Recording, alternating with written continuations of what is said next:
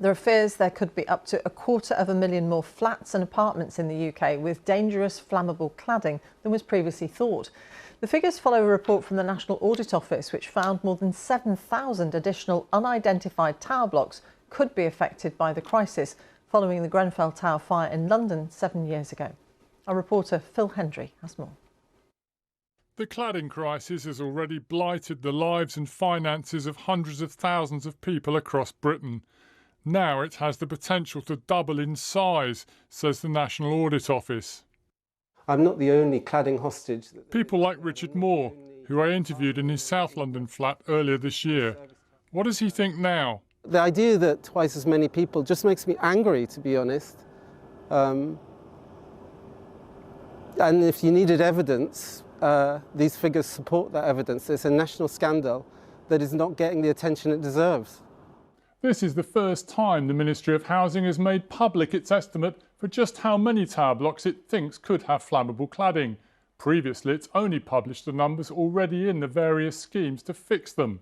That currently stands at just under 4,800 blocks. But now it's told the National Audit Office there could be another 7,200 blocks yet to be identified and tested. That's potentially another 250,000 people's homes. This recent fire at a block in London shows just how quickly a blaze in a building with a flammable facade can spread. It was in the process of having its cladding removed. The last government committed £5 billion to fix such dangerously flammable flats, but progress has been slow.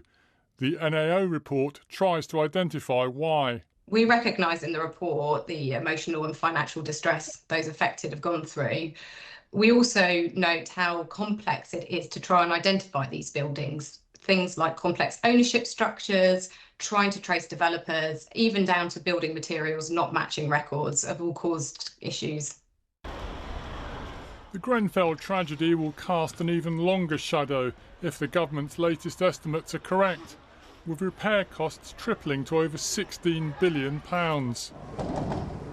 Most developers have now agreed to fix the flammable cladding on their blocks. The government says it's bringing forward a plan to speed up the process later in the autumn. Just as well as on current projections, an end to the cladding crisis is still more than a decade away. Phil Hendry, BBC News. Well, let's speak to Giles Grover from the End Our Cladding Scandal campaign. He joins us from Manchester. Thank you very much for joining us here on BBC News. What's your reaction to the National Audit Office report? It should be shocking. It's a lot of things that we kind of already know. If you're involved in this campaigning, you kind of piece the dots together, and you know that there's thousands of buildings still to be identified. But it's just a shame. It's embarrassment, really, for the government, for the previous government that's just failed to fix this crisis. Now we're finally seeing a bit of truth out there. It just really reveals the enormity of it. So, yeah, it's quite distressing to know that we'll be in this mess for another 10 years, if not longer. What's the impact on those who are affected? Because it's financial and emotional. Yeah, that's exactly the thing that we always talk about. The thousands of buildings, the billions of pounds, but it's actually people's homes. It's people living in an unsafe home. Either they don't know if they're safe or not, or they know they're unsafe and they don't know when it's going to be fixed. And that is the thing that you're trapped, essentially. Whether it's financially, you can talk about that, but it's emotionally, it's your life choices. You can't really move on with your lives. You can't really sell. Insurance costs are huge, and you just sat there waiting to understand when your home will be made safe. It's quite depressing, really. So the cost of this remediation is enormous, of course. Who else should be contributing to it, do you believe, apart from developers? Yeah, well, we said this to the government for a long time. Even Michael Gove, almost 3 years ago now, said that he'd make industry pay instead of leaseholders. Unfortunately, our friends in Treasury decided to block that. You've got contractors, product manufacturers, architects, warranty providers, building control. I could go on and on and on. The point is that leaseholders, we keep being told by everyone we're the innocent victims of this scandal, but we're still the ones being made to pay. So this Labour government needs to just crack on and make sure they do the right thing now. How do you want them to crack on, as you put it? There's a few different things they can do. So 3 years ago, they had a building works agency, which essentially would provide a lot of independence about the whole process. from assessing the buildings to fixing them, bonding them, certifying them. And a lot of those mechanisms are now in place.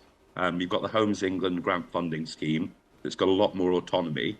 The point, though, is that the reason for the delays is that we've had lots of disputes between freeholders, managing agents, developers, contractors, housing associations. Take them all out of it. Let's just get the buildings made safe, get people's homes made safe. More money that's required, we can get that from industry, but there's actually billions out there we haven't even spent. So it's just giving people that certainty, giving the housing market that certainty, because everything's just too complicated right now. Giles Grover from Ending Our Cladding Scandal, the organisation representing people in this position. Thank you so much for talking to us today here on BBC News.